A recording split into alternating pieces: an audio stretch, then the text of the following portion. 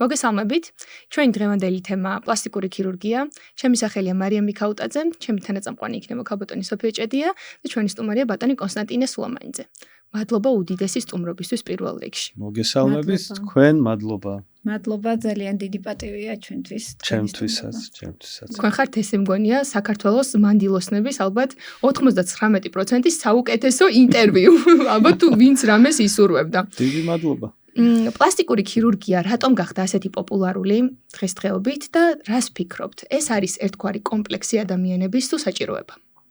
პლასტიკური ქირურგია ყოველთვის იყო პოპულარული ზოგადად. ხო, პლასტიკური ქირურგია უკვე 2000 წელია რაც არსებობს.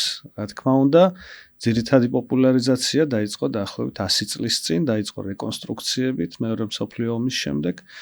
ესთეტიკაც რაც არის გალამაზება ალბათ ბოლო უკვე 30-40 წელი არის ასეთი პოპულარული. თუმცა სწორად თქვით თქვენ ბოლო 10 წელია აი კოვიდის პერიოდში და მერე უფრო და უფრო გახდა ძალიან პოპულარული. პირველი მიზეზი ეს არის სოციალური ქსელები. იმიტომ რომ ადამიანი თავის თავს უკვე სარკეში ნაკლებად უყურებს, ვიდრე თავის ფოტოებში ხედავს, კამერას უყურებს, ერთმანეთს, რა თქმა უნდა, ერთმანეთის ფოტოებსაც უყურებენ, ამიტომ იქ ყველა ნაკლი კიდევ უფრო მეტად ჩანს და პაციენტებს უნდათ რომ ადამიანებს უნდათ რომ ეს ნაკლი გამოასწორონ, შეალამაზონ. რა თქმა უნდა, აქ კიდე ძალიან ბევრი არის ისეთი პაციენტი, რომელსაც შეიძლება არც სჭირდება არანაირი ჩარევა, მაგრამ ზუსტად ამ იდეალების გამო, რასაც სოციალური ქსელი გვაძლევს დღეს და კარნახობს, ბევრი პაციენტი მოდის რომ რაღაც გაიკეთოს. თქვენი გამოცდილებით რა არის სილამაზე? არჩევანი თუ ზეწოლა? სად გადის ზღვარი სურვილსა და დამოკიდებულებას შორის? და აი ეს რამდენად არის არჩევანი? თუ აი რამდენად გავლენა? სოციალური ქსელებით აბსოლუტურად სწორად ახსენით. Beauty is in the eye of beholder. ანუ ჩვენ თვალში ჩვენ რასაც ვხედავთ, როგორც ჩვენ ამას აღვიქვავთ, ის არის სილამაზე. შეიძლება მე მელამაზება რაღაც, თქვენ არა, შეიძლება ერთი თვლის რომ ეს ლამაზია, სხვა თვლის რომ არ არის ლამაზი, ხო? ძალიან რთული არ არსებობს სტანდარტები. ის სტანდარტები, რაც ჩვენ ვიცით, ყოველთვის იცვლება, ხშირად იცვლება ძალიან და ჩემი აზრით არ არის სწორი რომ რაღაც დღევანდელ სტანდარტებს ჩვენ მივყვეთ. დღეს ისევ სოციალურ ქსელში ზუსტად რასაც ჩვენ ვხედავთ და ალბათ ყველა მიცით ახლა რა არის პოპულარი, რა იწვევს ბევრ ლაიქებს, ხო? დიდრული რაღაც პოსტები, rilsები, ძალიან გალამაზებული, დაფოტოშოპებული ხშირად, ახლა ხელოვნური ინტელექტიც ამას დაემატა, ხო? და პაციენტი, რომელიც უყურებს ასე, ადამიანი, რომელიც უყურებს ასეთ ფოტოებს, ზოგჯერ მოდის ჩვენთან და ითხოვს ზუსტად ასეც და მიწევს ახსნა, რომ ეს ის ადამიანი კარგ ხასიათზე, კარგ განწყობაზე, გამოძინებული, ლამაზად ჩაცმული, მეიქაპი გაკეთებული, სინათლე დაყენებული, ლამაზ გარემოში გამოიყურება ასე. შენ რო დღეს გაიკეთო ოპერაცია, შენ ზუსტად ასეთი ვერ იქნები. იმ ადამიანსაც აქვს ცელულიტი, იმ ადამიანსაც აქვს სტრიები, ცუდი დღეები, ცუდ ხასიათზეა ზოგჯერ. ამიტომ ნუყურებ ამ ფოტოებს. უნდა იყო შენ როგორიც ხარ, ოღონდ შენი უკეთესი ვერსია. როგორც პაციენტი არის მსხვერპლი სოციალური ქსელების და არა მხოლოდ, ასევე ექიმებიც ვართ მსხვერპლი. ნამდვილად. ზოგად ტენდენციაზე თუ ვისაუბრებთ, ბოლო წლებში ძალიან დაემგვანა ყველა ერთნაირი ტუჩები, ერთნაირი ლოყები, ერთნაირი ცხვირი. არსებობს თუ არა რეალურად ინსტაგრამის სახე? და რას თვლით თქვენ, რა არის რას ნიშნავს ზოგადად ინსტაგრამის სახე და ეს რეალური ფენომენია თუ უბრალოდ რაღაც ტენდენცია? კი, იყო უფრო ესე, ახლა ნაკლებად, ახლა რომ შეხედოთ კიდევ სოციალურ ქსელებს, აი ბოლო 1 წელი ალბათ ყველა გადადის უფრო ახსნაზე, ხანგრძლივ ინტერვიუებზე, რაღაც ან აი საუბარზე, ცოცხალ ფოტოებზე, სახლიდან ჩვეულებრივი ვიდეოს ჩაწერაზე, ბოლო 1 წელი ალბათ წელიწად ნახევარი გახდა ეს ტრენდი. რატო არის ერთნაირი ტუჩი ბევრი და ცხვირი და ძუძუ? პაციენტი ითხოვს ასეც, იმიტომ რომ ეს არის პოპულარული. ჩვენ არ ვაჩერებთ? აქ როგორი სიტუაცია არის, იცით, ბევრი ექიმისთვის უფრო მარტივია ყველას ერთნაირი გაუკეთო და იყო ამაში პროფესიონალი. ანუ ერთნაირი ცხვირის გაკეთება უფრო მარტივია, ვიდრე კონკრეტულად პაციენტისთვის შერჩეული ცხვირის, იმიტომ რომ ჯერ ერთი პაციენტი გიყურებს შენ სოციქსელებში, ან უყურებს შენ ნამუშევარს და იცის როგორ ცხვირებს აკეთებ, ხო? და მოვიდა ასეთი კატეგორიის პაციენტი, რომელსაც ასეთი ცხვირი უნდა. აწეული, აპრეხილი, პატარა კურნოსა რაღაც ესეთი და ასეც ელოდება. შენ თუ დაუწყებ იქ რაღაც ინდივიდუალურად ცხვირის შერჩევას, შეიძლება არც მოეწონოს, იმიტომ რომ უნდა ასეთი. ანუ პირველი თვითონ ექიმისთვის უფრო მარტივი არის ერთნაირის გაკეთება, ნაკლები დრო გჭირდება რომ დახარჯო, ნაკლები უნდა იფიქრო როგორ მოუხდება, რა სიტუაციაში მოუხდება ამ პაციენტს. და მეორე მოთხოვნა. მაგრამ დღეს ინდივიდუალიზაცია, პერსონალიზირებული მედიცინა ხდება უფრო და უფრო პოპულარული. ამიტომ მე ამას ვცდილობ ყოველ შემთხვევაში, რომ პერსონალიზირებული მედიცინა იყოს ჩვენ პირველ რიგში. ანუ ინსტაგრამის სახე სილამაზეს თქვენი აზრით, რასაც მე ვფიქრობ, არ ქმნის. არ გულისხმობს. არ გულისხმობს, თუმცა თუ პაციენტი მოვა და მეტყვის რომ მინდა ასეთი, ცხვირზე კიდე შეიძლება უარი უთხრა, მაგრამ ძუძუს გადიდება მაგალითად და უნდა დიდი იმპლანტი, რატომაც არ მე მეკითხება დიდი იმპლანტი მოეწონება თუ არა. შეკვეთაა. მე შევასრულე. ანუ ზოგს ურჩევნია რომ ხელოვნური უფრო ელამაზება ვიდრე ბუნებრივი. და ეს არ არის პრობლემა, ყველას რაღაც თავის არჩევანი აქვს, ხო? ის რა მაინტერესებს, რამდენად ხშირად მოდიან მამაკაცები პლასტიკური ქირურგიის ჩასატარებლად? დაახლოებით 10-12% ჩვენი პაციენტების არიან მამაკაცები. ძირითადად ეს არის რინოპლასტიკა, ცხვირის პლასტიკა და ძირითადად სუნთქვის პრობლემებით და თან აყოლებენ ფორმას. მაგრამ ჩემთან უფრო ხშირი არის ლიპოსაქცია, ლიპოსკულპტურა, სპორტული მუცელი, ხშირი არის გინეკომასტია, როდესაც დიდი მკერდი აქვს მამაკაცს და უნდა რომ შეამციროს, ან ჯირკვალი უნდა მოიკვეთოს ნაწილობრივ, ან ლიპოსაქცია უნდა გაკეთდეს. მე თვითონ გავიკეთე ლიპოსაქცია შარშან წინ, 2 წლის წინ და ეს ყველგან დავდე სოციქსელებში, როგორ ჩვენმა ექიმმა, ბატონმა ალექსანდრემ შემეროვსკი არის ასეთი ძალიან კარგი ქირურგი, ჩვენთან მუშაობს უკვე 4-5 წელია და მან გამიკეთა ძალიან ერთ-ერთი საუკეთესო, რაც ჩემი თავისთვის გამიკეთებია იყო მართლა ლიპოსაქცია. აღდგენა არ იყო რთული ჩემთვის, რა თქმა უნდა სილურჯეს იყვითლე, რაღაც შეშუპება, ცოტა ტკივილი, მაგრამ გავიკეთე ეს ოპერაცია ხუთშაბათს და ორშაბათს უკვე სამსახურში ვიყავი, ოპერაციებს ვაკეთებდი. შეიძლება ითქვას, რომ მამაკაცისთვის უფრო მარტივია აღდგენის პროცესი, ვიდრე ქალბატონისთვის. ალბათ პირიქით. მამაკაცისთვის უფრო რთულია. იმიტომ რომ არ ვიცი, ესე ამბობენ, რომ ჩვენ უფრო ძლიერები ვართ, მაგრამ სინამდვილეში მე მგონი უფრო სუსტები ვართ ასეთ საქმეში, როგორც მსგავსი ტიპის ოპერაცია. ყოველ შემთხვევაში მე რასაც უყურებ, მამაკაცებისთვის რეაბილიტაცია უფრო რთულად მიდის. მე როგორც კი გავიკეთე, ჯერ ხო ძალიან ბევრი ჩემი მეგობარი მოვიდა ჩემთან და მითხრა, რომ თურმე ეს შეიძლებოდა და შენ რადგან გაიკეთე, ეხლა გამიკეთე მეც. და ჩემ მეგობარს ბევრს გავუკეთე და ბევრი მამაკაციც მოვიდა ნამდვილად და სასაცილო იყო პირველი ალბათ 3 თვე კონსულტაციაზე რომ მოდიოდა პაციენტი, ძირითადად ხო პაციენტი იხთის რომ მანახოს რა არის გასაკეთებელი და აქ პაციენტი მოდიოდა და მე მთხოვდა შეგიძლია გაიხადო, მანახე როგორია შედეგი. ეს იმას ნიშნავს რომ თქვენ ხართ სახე და მისაბაძი ადამიანი საზოგადოებისთვის. მადლობა დიდი, მაგრამ არა მარტო ხშირად ყოფილა, როდესაც შემთხვევით სადღაც კლინიკაში ყუდრო ადგილები არის, ან აბაზანაში, ან სადღაც მოკლედ არის სარიელი კაბინეტები და შემთხვევით რომ შედიხარ და ერთი პაციენტი სხვას ვინც აპირებს გაკეთებას ანახებს ძუძუს და ესე იკრიბებიან და აბა შენ რა გაიკეთე, აბა როგორ გაიკეთე, აბა როგორ გამოიყურე. სიმართლე რომ თქვათ, პლასტიკური ქირურგია უფრო აძლიერებს თვითშეფასებას ადამიანის თუ დამოკიდებულებას ქმნის მასზე, ანუ რა პასუხისმგებლობა აქვს ქირურგს, რომელთანაც მიდის ადამიანი, რომელსაც თავისი ფსიქოლოგია გააჩნია.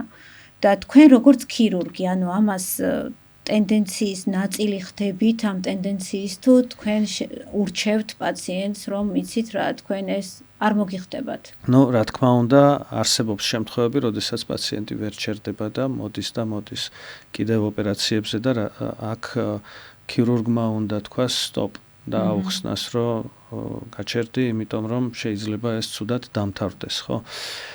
მე, როდესაც უყურებ პაციენტს, უყურებ სხვადასხვა მიდგომით. პირველი, რა თქმა უნდა, ქირურგიული და სამედიცინო თვალსაზრისით. თუ არის ჩვენება, მე თვითონ ვიცი, როგორი ჩვენება არსებობს კონკრეტული ოპერაციისთვის, არსებობს ჩვენება პაციენტის მოთხოვნა, არის ზედმეტი კანი, არ ვიცი, ზედაკუთუთოზე მოვიდა პაციენტი, ნამდვილად არის ზედმეტი კანი, ნამდვილად არის თიაქრები. კი ბატონო, თუ პაციენტის ფსიქიკა იმ მომენტში არის ადეკვატური, მისი მოთხოვნა არის ადეკვატური, მოტივირებული არის სწორად, რატომაც არა. უყურებ, რა თქმა უნდა, როგორც ფსიქოლოგიას. რთულია ძალიან კონსულტაცია ზოგჯერ 1 საათიანიც არის, მაგრამ ამ 1 საათში ამოიცნო პაციენტი დეპრესიაში არის თუ არა, რა მოხდა მის ცხოვრებაში, რისთვის იკეთებს, ვისთვის იკეთებს. თუ გააზრებული? ხო, ძალიან რთული არის ზოგჯერ ამის ამოცნობა. ზოგჯერ შეიძლება, ზოგჯერ პირდაპირ პაციენტი ამბობს, რომ აი მე ეს მომივიდა, მე არ ვიცი, დავშორდი, მეუღლეს, სამსახურიდან წამოვედი რაღაც და უნდა რომ გადაიტანოს ეს სტრესი. ეს ძალიან ცუდი სცენარი არის. ჯობია ასეთ პაციენტს, უარის თქმა პირდაპირ ცოტა რთულია, მაგრამ უთხრა რომ დაფიქრდი, მოდი კიდე ერთხელ, 1 თვეში, 2 თვეში კიდე ვისაუბროთ. ისედაც ყველა პაციენტს უხსნი, როგორი ტიპის გართულებები არსებობს და ზოგჯერ ფოტოებსაც ვანახებ პირდაპირ, აი მის თვალწინ Google-ში ესე წერ მაგალითად გართულება მამოპლასტიკის და როგორც არის ეს საშინელი სურათები, ვანახებ, რომ ეს ჩემი კი არ არის, სოფლიოში ასე ხდება. და ასეთ პაციენტს კიდე უფრო მეტად ვაშინებ, რომ აი დაფიქრდი შენ როგორ ნაბიჯს აკეთებ. ანუ უყურებ როგორც ქირურგი, როგორც ფსიქოლოგი, მაგრამ კიდე როგორც იურისტი. ასე უკვე ვიცი სხვადასხვა სიტუაციები. ხო, იურიდიულად მე სწორ ნაბიჯს ვაკეთებ, რომ პაციენტს ვეთანხმები და უკეთებ იმას რა. მაგალითად არსებობს სიტუაციები, პაციენტმა სადღაც სხვაგან გაიკეთა ოპერაცია. გავიდა 1 თვე მაგალითად, ჯერ ცოტა დრო და პაციენტი ამბობს, რომ აი საშინელება, ასიმეტრია, მე დამამახინჯეს, ექიმო გამოასწორეთ, გთხოვთ, აი ვიცი რომ თქვენ ასეთი ხართ, ისეთი ხართ, მე მჯერა რომ თქვენ გამოასწორ. არც იურიდიულად სწორი არ არის იმ მომენტში პაციენტს ხელი მოკიდო რაღაც გაუკეთო. რამე რომ მოხდეს, შენ ხარ დამნაშავე. არც ფსიქოლოგიურად სწორი არ არის, იმიტომ რომ სტრესის ქვეშ არის პაციენტი. და არ შეიძლება გაკეთება ამ მომენტში. და არც ქირურგიულად არ არის სწორი, იმიტომ რომ ახალინა ოპერაციების ისევ ოპერაციის გაკეთება უფრო მეტი შანსია რომ გართულდება. რა თქმა უნდა, უარსეთყვა. იცით რა მაინტერესებს? ეხლა ძალიან წამოვიდა ტენდენცია ბუნებრივობა შემოდის ისევ მოდაში. ვიცით ძალიან კარგად, რომ ბევრმა ცნობილმა ადამიანმა BBL-ის იმპლანტები რომ იყო, ესენი ამოიღო, ხო? რაღაცა ეს ოპერაციები რაც უსებს შემოვარდა, ტრენდული გახდა, ეს ძალიან დიდი იმპლანტების ჩადგმა და ასე შემდეგ, ეხლა ამ ადამიანებმა ისევ მოიშორეს, ამოიღეს ეს იმპლანტები. ამ შემთხვევაში საქართველოში როგორ არის მდგომარეობა? ვხედავთ ამ რაღაც ბუნებრივობისკენ წასვლის ტენდენციას ჩვენ სოციუმშიც? ჯერ არა, ცოტათი აგვიანდება აქ მოთხოვნებს. არა, ჯერ ნამდვილად არა, პაციენტებს უნდათ. მკერდს რაც შეეხება, საქართველოში ყოველთვის ესე იყო, რომ არ მინდა რომ ძალიან ყვიროდეს, არ მინდა რომ ჩანდეს ვულგარულად, მინდა რომ მე ჩემთვის ვიკეთებ, მინდა რომ მქონდეს ლამაზი მკერდი, საშუალო ზომის ძირითად შემთხვევაში, ან პატარა ზომის. კი, საქართველოში ეს მართლა ყოველთვის იყო, მე მამოპლასტიკას ვაკეთებ 2012 წლიდან და ჯერ დავიწყე აუგმენტაციით, გადიდებით და მე უფრო რთული ოპერაციების კეთება მკერდზე და ყოველთვის ასეთი მოთხოვნა იყო. საშუალო ან პატარა ზომის იმპლანტი, იშვიათად დიდი და ვულგარული და რაღაც ისეთი. დღესაც ესეა. რაც შეეხება დუნდულოს იმპლანტებს, კარგი ოპერაცია არის, მაგრამ აქვს უფრო მაღალი რისკი გართულებების, ძალიან რთული არის რეაბილიტაცია, სამი თვე ფაქტიურად ჯდომა არ შეიძლება. და ამის გამო პაციენტები უფრო იკავებენ თავს. თუმცა არის სიტუაციები, როდესაც უნდა დააყენო იმპლანტი, მაგალითად დეფორმაციები. აი საქართველოში კონფერენციებზე ზოგჯერ გამოვდივარ და ჩემ შედეგებს ხო ვანახებ იქ და ყველა მეკითხება უცხოეთში, საიდან გაქვთ ამდენი ნანემსრებიანი პაციენტები დუნდულოზე. ანუ ძალიან ბევრი პაციენტი ფაქტიურად ყოველი მეორე შეიძლება უფრო ხშირად პაციენტი რომელიც მოდის ლიპოსკულპტურაზე აქვს ნანემსრები ჩაღრმავებები, იმიტომ რომ საქართველოში პოპულარული იყო პატარა ბავშვებს უკეთებდნენ ნემსებს ერთი და იგივე ადგილში, ერთი და იგივე წერტილში, რაც მინიმალურ რაღაც გაციებაზე ანტიბიოტიკი და რა თქმა უნდა ეს აზიანებს დუნდულოს. საინტერესო პერსპექტივა. არის მოკლედ ასეთი დღეს მოცემულობა რომ ბუნებრიობისკენ, მაგრამ ალბათ ამერიკაში და ევროპაში უფრო მეტია ასეთი მოთხოვნა ვიდრე საქართველოში. ეს ცოტა უხერხული კითხვა, მაგრამ აყურებლისთვის შეიძლება საინტერესო იყოს, სად გადის ზღვარი პროფესიული ეთიკასა და კომერციული ინტერესის შორის და თქვენ როგორ იცავთ ამ ზღვარს? მე ძალიან გამიმართლა, თუ, მადლობა ღმერთს, პაციენტები მყავს და ამბობენ რომ ზოგჯერ რიგიც არის რომ ჩაეწერო, ამიტომ მე გამიმართლა ნამდვილად და პაციენტების ნდობა რომ მაქვს უარის თქმის ფუფუნება და არ მჭირდება რომ პაციენტს უთხრა რომ მოდი ეს გაგიკეთო, მოდი ის გაგიკეთო, პირიქით პაციენტი მოდის და მე ვეუბნები ყოველთვის რომ შენ უნდა დამარწმუნო რომ ეს ოპერაცია გჭირდება. მე მოგისმენ და გეტყვი ჩემ აზრს გჭირდება თუ არა. მაგრამ არის სიტუაციები ახლა არსებობს არის ქირურგები, ვისაც თან დამწყებია, არ ყავს პაციენტი, ან ისეთ რეგიონში მუშაობს, სადაც უბრალოდ მაგალითად რინოპლასტიკა საქართველოში ძალიან პოპულარული ოპერაცია არის. ძალიან ბევრი პლასტიკური ქირურგი აკეთებს. სულ სადღაც 100 პლასტიკური ქირურგი ვართ საქართველოში. ბევრი არ ვართ, მაგრამ აქედან 80% აკეთებს რინოპლასტიკას და დანარჩენი 20% მუშაობს სხეულზე და სხვა ოპერაციებს აკეთებს. ანუ კონკურენცია რინოპლასტიკაში ნამდვილად მაღალი არის. აი შეიძლება ზოგიერთი არსებობს ქირურგი, ვისაც ჭირდება მუშაობა იმაზე, რომ პაციენტი მოიზიდოს, მაგრამ საქართველოში კარგი პლასტიკური ქირურგები ყავს მართლა ძალიან ვისაც ვიცნობ. და არც ერთი არ არის ორიენტირებული იმაზე, რომ დაიჭიროს პაციენტი და ფული იშოვოს. მამას საერთოდ შემოქმედებითი ისეც აქვს, რა ქვია, შექმნილი ძაფები, როგორც ვიცი, სპეციალური ძაფები, რომელიც მსოფლიოს ნებისმიერ პლასტიკურ ქირურგიას, ესე ვთქვათ, აკმაყოფილებს და პლასტიკურ ქირურგს აკმაყოფილებს. ეს მთელი მიმართულება არის ესთეტიკურ მედიცინაში, როგორც ბოტულოტოქსინი, ფილერი, მეზოთერაპია, ან სხვა პროცედურა, ოპერაცია, ასე ძაფებიც არის კი. მე მაინტერესებს პოსტოპერაციულად ძალიან ბევრი ახლობელი მყავს, ვინც თქვენთან გაიკეთა სხვადასხვა ტიპის ჩარევა. და როგორ ახერხებთ ამ ადამიანებს, ამ ადამიანებთან იყოთ უხშირეს კომუნიკაციაში და ყოველთვის ცადოთ, რომ ემოციურად გაამხნევოთ. ემოციურად თუ რაიმე დახმარება ჭირდებათ ნებისმიერ დროს რაღაცნაირად ყოველთვის მზად ხართ, რომ პასუხი გასცეთ და ამშვიდოთ, რაღაცნაირად გაუწიოთ ეს ემოციური საფორთი, ასე რომ ვთქვათ. როგორ ახერხებთ ამდენი პაციენტის ფონზე შეინარჩუნოთ ეს ბალანსი თქვენ ცხოვრებასა და პაციენტების ცხოვრებას შორის? ეს ალბათ ყველა ექიმის თანხლევი ეს არის მომენტი, ანუ ყველა ექიმი, ვინც პრაქტიკოსი არის, ბევრს მუშაობს, ყავს პაციენტი, რომელიც უკვე დაასრულე ოპერაცია, უკვე გავიდა 1 წელი, მაინც წერს, რაღაცას გეკითხება, უბრალოდ მოდის, ზოგი უბრალოდ დადის, აი რომ განახოს შენი ნამუშევარი. მეც ძალიან მიხარია ეს. როდესაც პაციენტს უკეთებ ოპერაციას, მას აქვს ჩემი პირადი ტელეფონი ყოველთვის, კონტაქტი იმ ასისტენტის, ქირურგის, რომელიც იდგა ჩემთან ერთად ოპერაციაზე, ასისტენტი, რომელიც არა ექიმი, წერდა ოპერაციებზე და ყველა შეხვედრებს ულაგებს და აქვს თავიდანვე ვეუბნები, რომ თუ მე გჭირდები, მე მომწერე.